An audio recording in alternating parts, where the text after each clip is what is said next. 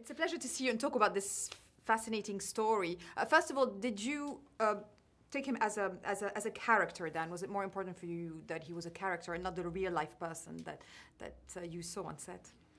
Yeah, we tried to, we weren't doing an imitation of Dan. You know, I tried to take, I've learned that when you kind of play, because I've played real people in the world before, to kind of take the details that open your imagination and leave the things that you know get in the way of the script. So that's kind of how we approached it. What was most fascinating to you about the story and the real life subject matter?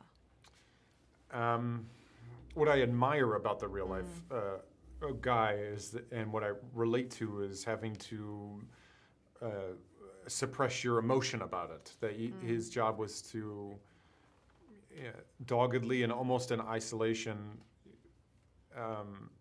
go through what equated to about an urban library of information. It was 6 million documents, and leave emotion out of it to present fact, putting his sense of duty over his personal opinion, and I really admire that. When you get given a script like that, what becomes the biggest criteria? You know, the ticking point where you think that this is right for you, this is something you want to take on.